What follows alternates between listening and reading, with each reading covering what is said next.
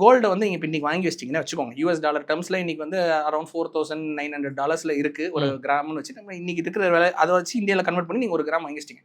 Let's ஹைப்போதெட்டிக்கலி assume gold வந்து dollar டேர்ம்ஸில் ஏறவே இல்லைன்னா கூட INR டேர்ம்ஸில் உங்களுக்கு ஏரியா ஆகும் வருஷம். ஏன்னு கேட்டிங்கன்னா INR வருஷத்துக்கு 10-12% வீழ்ச்சி அடைஞ்சிட்டே இருக்கு டாலருக்கு நிகராக. ஸோ தங்கத்தின் விலை ஏறவே இல்லைன்னா கூட இன்டர்நேஷனல் மார்க்கெட்டில் உங்களுக்கு உங்கள் INR-ஓட டிவேல்யூஷனால உங்களுடைய வளர்ந்துட்டு தான் இருக்கும். இது வந்து ஒரு நோ பிரெய்னர். நான் கொடுக்குற ஒரு விஷயம் வந்து மினிமம் 12%க்கான ஆன்சர் நான் சொல்லிட்டேன். அதுக்கு மேலே கொடுக்குறதுல உங்களுக்கு போனஸ்ன்னு நான் சொல்லிட்டேன். ஸோ தங்கத்தோட CAGR எடுத்து பார்த்தீங்க அப்படின்னா 64 வருஷ டேட்டாவில் 12.1%.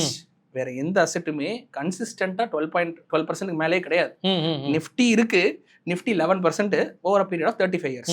ஸோ CAGR எதுக்கு அப்படின்னு பார்த்தீங்கன்னா ஒரு அசெட்டு அதிகப்படியான, அதாவது எவ்வளவு லாங்கரா கன்சிஸ்டண்டா கொடுக்குங்கிறத வச்சு சொல்லுவோம். போன வருஷம் இந்த வருஷம் எடுத்தீங்கன்னா 105% கணக்கு வந்துடும் கோல்டுக்கு எடுத்துக்கிட்டீங்கன்னா. அப்போ 105%னால கோல்டு தான் பெஸ்ட் அப்படி நம்ம சொல்ல வேண்டாம்.